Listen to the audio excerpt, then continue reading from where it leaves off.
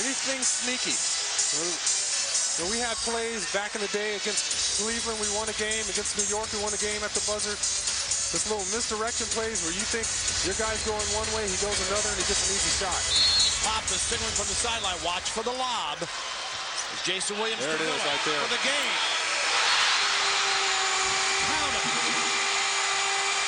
They're saying count it. They will check. But the Grizzlies believe they've just scored a victory. That's exactly what I'm talking about. That was a trick play right there. Mike Miller came out like he was setting the screen for Stromile Swift, and you bite on that because you don't want the pass going near the rim. He fakes like he's going to set the screen, then he runs toward the ball immediately on the sidelines. Miller's not waiting around.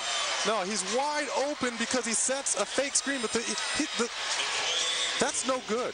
I don't think so. That's no good. But you know what? Jason Williams looked over at the scores table, and he was livid. He sets a screen there, and that forces Nazi and Bruce to both go towards Stromile Swift, and that's something that happens in the huddle where those two guys have to communicate, everybody, not just to those two guys. You have to say, hey, we're switching everything. That ball looked like it was still in his hands, though, when he let it go. It's much closer than I thought. I thought it was obviously good. Did you see Jason Williams there? Look at that, that's red right there. Yep. Jason Williams looked over at the scores table, and he's like, what's up? You guys started the clock early. Mike Miller caught that ball and let it go. It should be good, but when you look at it, the light is red and the ball's still in his hands. The scores table here started the clock too early, or the referee started it too early. Steve Javy is the one that signaled it good, and then he immediately came over and visited with Greg Popovich, and he is obviously leading the charge here with David Jones and Phil Robinson, the other two officials. I'll be honest with you, I don't know what the ruling is, but it's obvious that the clock started early because Mike Miller caught that ball, went up immediately, and he didn't take 1.4 to get that shot off. It should be good, but the scores table or somebody else erred. Meanwhile, Pop and Mike Fratello having a bit of a chuckle for the moment. Both obviously wanting this one, though. And we'll look at it again.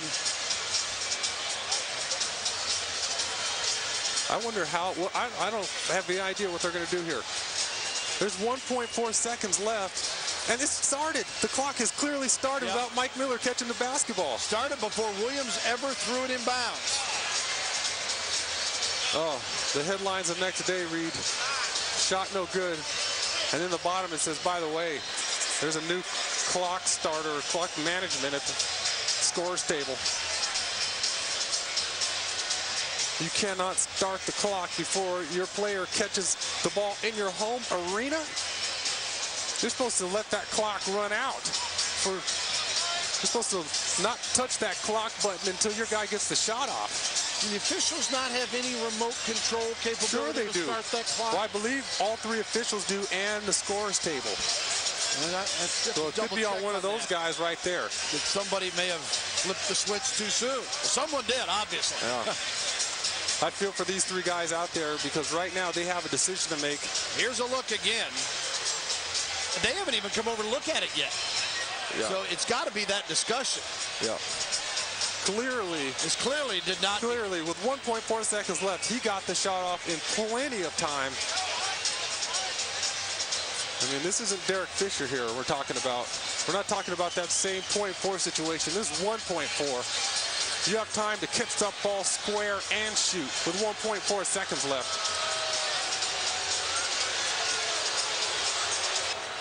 You know, if you're thinking this is important, yeah, you're right, folks, because, again, remind you that the Spurs are still playing for a home seed in the Western Conference as the #1 team.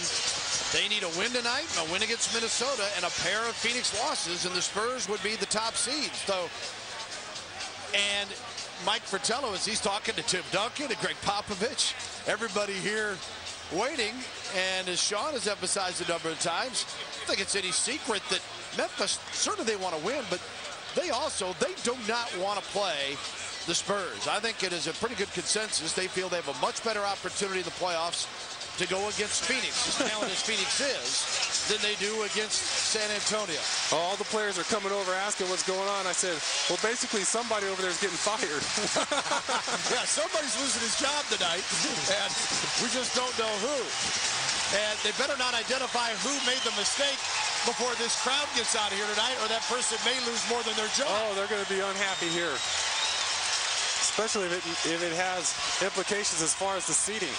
Well, Steve Javie says, all right, where's Pop? Where's Mike Fratello? Let's conference in. And all the players gather around as well.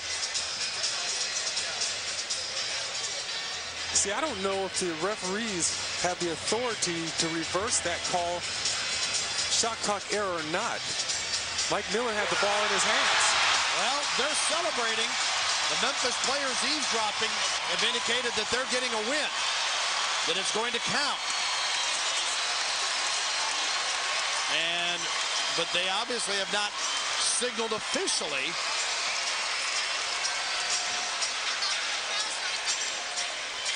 Well, on the playground, we'd have do-overs. Yeah, well, we have people arguing. Yeah, we'd have fist They'd fights. be ready to fight. Yeah. And whoever won would win. But, well, more business for the guys in the league office right now. They've got to figure out what they do in these situations. well,